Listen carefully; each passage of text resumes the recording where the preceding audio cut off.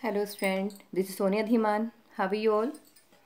Student, in our last video we were discussed about the difference between the prokaryotic and eukaryotic cell. ठीक है, हमने difference लिया था, structure के base पे भी हमने डिफरेंस को देखा था. तो आज मैं डिस्कस करने जा रही हूँ आपसे the next topic of the fundamental unit of life which is cell shape. Cell shape कैसी होती है एक सेल की शेप? बेटा सेल शेप की अगर हम बात करें तो इसमें मतलब ये वेरिएबल होती है. कैसी होती है? वेरिएबल, मतलब डिफरेंट डिफरेंट हो सकती हैं. अब हर एक सेल एक जैसी तो नहीं हो सकती, ये वेरी करती हैं. और वेरी करने का मतलब है कि डिफरेंट हो सकती हैं. जैसे हम बात करें, हमने देखा है अमीबा, ठीक है, एक अमीबा की अगर हम बात करें, वाइट ब्लड सेल्स की हम बात कर ले, जैसे मैंने यहाँ पर लिखा है वाइट ब्लड सेल्स की हम बात कर रहे हैं, एक नर्व सेल की अगर बात करूँ, तो इन सबके स्ट्रक्चर को जब हम देखते हैं तो बड़ा वेरिएशन देखने को मिलता है. इन सबके स्ट्रक्चर में अलग अलग होती हैं सेल, पर क्या है फिर भी एक जैसी नहीं है, फिर भी अलग अलग हैं. The shape of the cells are related to their functions. ठीक है, अपने फंक्शन के अकॉर्डिंग ये अलग होती हैं, उसके हिसाब से अलग होती हैं. It may be variable. Amoeba में जैसे हमने बात की, वाइट ब्लड सेल्स में बात की, कुछ और कैसी होती हैं, कुछ फिक्स भी होती हैं प्लांट और एनिमल्स में. ठीक, in case of multicellular organism अगर हम बात करें तो वहाँ पर शेप एक तरह से उसके फंक्शन या उसके एडेप्टेशन के बेस पर होती है. कैसे हो, मतलब उसकी विस्कोसिटी कितनी है, उसके अंदर भरा हुआ जो जेल है वो कैसा है, उसका प्रोटोप्लाज्म कैसा है, मैकेनिकल काम मतलब एक तरह से एक्शन क्या करती है, टर्जिडिटी मतलब एक उसमें साइटोप्लाज्म कह लीजिए, प्रोटोप्लाज्म कह लीजिए कि वो कितना है. तो इन सब पर बेस होती है. अलग अलग शेप हो सकती है किसी भी सेल की. जैसे यहाँ पर कुछ एग्जांपल आप देख पा रहे हैं कि स्फेरिकल का मतलब होता है मतलब लगभग राउंड शेप में, ओवल जैसी शेप में. स्फेरिकल होती है एग की, ठीक है, बिल्कुल गोल भी नहीं होता है, स्फेरिकल होता है. इलोंगेटेड थोड़ी लंबी होती है, कौन? Nerve cell. नर्व सेल जो सेंस क्रिएट करती है हमारे अंदर, लंबी होती है, longest cell of the body कहलाती है नर्व सेल. ब्रांच होती है पिगमेंट सेल. कौन सी? पिगमेंट सेल, जो माइलिन वगैरह होती हैं, पिगमेंट सेल. और डिस्कॉइडल होती है, डिस्क की तरह की होती हैं, तस्तरी नुमा होती हैं. कौन होती हैं? आरबीसी, जिनको बोलते हैं रेड ब्लड कॉर्पसेल्स.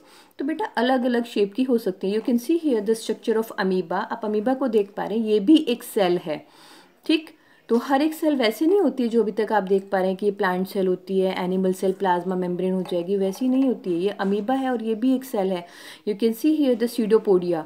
किसी भी तरह से बन जाते हैं. स्यूडोपोडिया का मतलब होता है फॉल्स फीट, इसके झूठे पैर होते हैं वो. ठीक है, इसके अंदर क्या भरा होता है? प्रोटोप्लाज्म भरा होता है, पूरा पूरा क्रिस्टल्स होते हैं, न्यूक्लियस हो गया इसका, फूड वैक्यूल्स इसके अंदर होती हैं भरी हुई.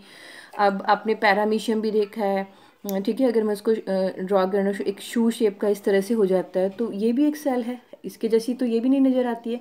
तो हर एक सेल अपनी विस्कोसिटी, अपनी मैकेनिकल एक तरह से सरफेस टेंशन मान लीजिए, और के प्रोटोप्लाज्म और टर्जिडिटी के बेस पर क्या होती हैं, वो अलग अलग हो सकती हैं. क्लियर होता है आपको? नेक्स्ट चलते हैं बेटा सेल साइज. सेल का साइज अगर हम बात करें तो size of the cells varies greatly in plants and animals. ठीक है, प्लांट्स और एनिमल्स में डिफरेंट डिफरेंट होता है.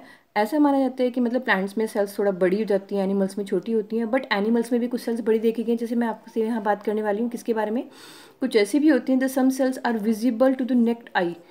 हम माइक्रोस्कोपिक मानते हैं सेल्स को हमेशा, पर कुछ ऐसी भी देखी गई हैं जो हम नेक्ड आई से देख सकते हैं. जैसे ostrich of egg of ostrich 18 centimetre होता है.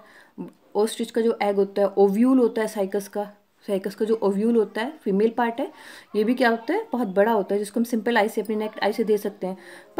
पर बेटा कुछ ऑर्गेनिज्म ऐसे भी होते हैं जिनकी क्या होती है, जिनका साइज माइक्रोमीटर में जाता है, बहुत छोटा होता है, बहुत छोटा होता है. We can't see them with the naked eye. ठीक, तो वो क्या है? आपके माइक्रो ऑर्गेनिज्म है. जैसे यहाँ मैं बात करने जा रही हूँ माइकोप्लाज्मा. माइकोप्लाज्मा क्या है? ये इंटरमीडिएट है, एक तरह से बैक्टीरिया ये भी, पर इंटरमीडिएट है between the virus and bacteria. कि वायरस के साइड से कैसे मान सकते हो, थोड़ा बड़ा होता है, बैक्टीरिया से थोड़ा छोटा होता है. तो ये क्या है, मतलब एक तरह से आपके सेल भी साइज में वेरी करती हैं, छोटी या बड़ी हो सकती हैं. कुछ ऐसी हो सकती है जो सिंपल आई से दिख रही है, कुछ ऐसी हो सकती है जो सिंपल आई से हमें नहीं दिखाई देती हैं. तो ऐसे नहीं बता सकते फिक्स कि हाँ भैया सेल इतनी बड़ी होगी, इतने मीटर की होगी, ऐसा कुछ नहीं कह सकते हैं. नेक्स्ट सेल वॉल्यूम की बात कर लेते हैं कि एक सेल का वॉल्यूम कितना होता है. वैसे तो ये देखा गया बेटा सेल का वॉल्यूम अगर एक ही मतलब ऑर्गन में लगी हुई सेल है तो वो सेम भी हो सकती है. जैसे मैं बात करूँ, a particular cell type have constant cell volume. For example अगर किडनी और लिवर की सेल्स की बात कर लें तो क्या होगा, वो लगभग एक जैसी होगी, उनका सेल का वॉल्यूम कितना होगा, एक ही होगा। और अलग अलग एनिमल्स में देखा गया, इसको माउस में देखा गया, हॉर्स में देखा गया, बुल में देखा गया। तो ऐसा माना गया कि जो सेल का वॉल्यूम है वो क्या है, इन सब ऑर्गेनिज्म में एक ही जैसा है। जो किस में लगी है, किडनी का किडनी से मैच करा के देखा गया, लीवर का लीवर की सेल्स के साथ मैच करा के देखा गया, तो सबका एक जैसा ही होता है। तो ये भी नहीं कह सकते हम कि मतलब कि सेल का वॉल्यूम क्या हो जाएगा, डिफरेंट डिफरेंट हो जाएगा। ठीक, the difference in size of organism depends on number of cells only and not on the volume of the cells. बात क्लियर होती है आपको। जो डिफरेंस होता है साइज में, the difference in size of organism, एक ऑर्गेनिज्म बहुत बड़ा और एक छोटा है, तो इस साइज में जो डिफरेंस होता है डिपेंड करता है, depend on number of cells only and not on the volume of the cell. ये बात यहाँ पर क्लियर हो जाती है। ठीक है, तो इसको ध्यान से देखिए, इससे रिलेटेड अपनी जो भी प्रॉब्लम से बताइए। We will discuss next topic in next video. Thank you very much, have a nice day.